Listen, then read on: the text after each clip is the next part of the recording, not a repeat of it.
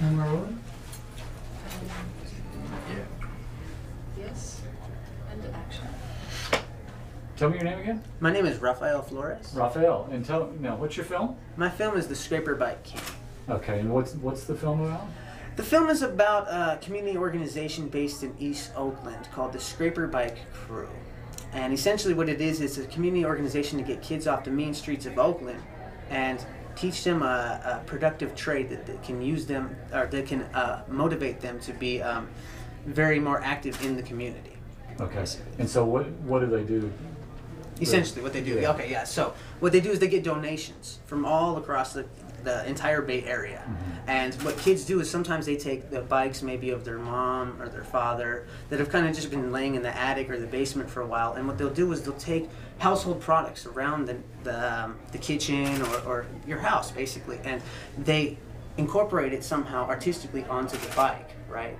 And so for instance, there's a Dorito bike, right, with all Dorito chips and all that, and there's a Snickers bike, and there's a Reese's Pieces bike. And so essentially this was the newest theme, the newest trend in the East Bay, essentially. And so it attracts primarily Latino and African American youth, essentially, in East Oakland, and they design their bikes in their own way. So sometimes they have their own little twist on it. They'll put an iPod on their bike, and they'll put some speakers on it, right? And so they'll ride around the neighborhood in big groups, what they call mobbing, right? And that's what the film kind of explains, is how they mob all around East Oakland, and they basically just get kids off the street to build their own bikes, and they join up, and they all ride together in this community organization. So you're taking the peer pressure that gangs used to use and applying that to something constructive. Exactly. So something like the YMCA, for instance, this would be like a different type of hip-hop alternative to also at the same time be creative and be green.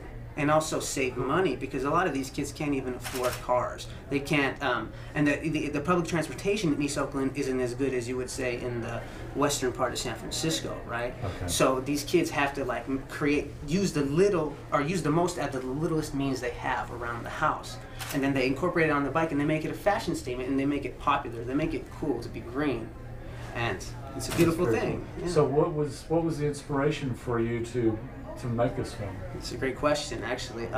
My inspiration was in Seattle. I'm from Seattle, and I saw the YouTube Scraper Bike music video, and this video got about 3 million hits all across the nation, and that's what really got attention to this movement. And so what rappers did was, in the Bay Area and in Oakland, they took this young kid named Tyrone Stevenson underneath their wing, and later on he became to be known as the Scraper Bike King. And so essentially what happened was that they kind of combined the green movement with the hip-hop movement, and then they popularized it in a way that they can market it to companies like Nabisco or Doritos or other things like that, you know, snack companies essentially that would possibly might entertain the idea of investing in this corporation or this organization, I should say. And hopefully their ultimate goal is to get their own community bike shop and program to teach kids how to become bike mechanics, essentially. That sounds like a great idea. Yeah. Well, congratulations on your film. Thank you. It sounds like you've captured what could be a big movement coming on board. Thank you for being with us and making the time to talk with us. Thank you for having me. What's next?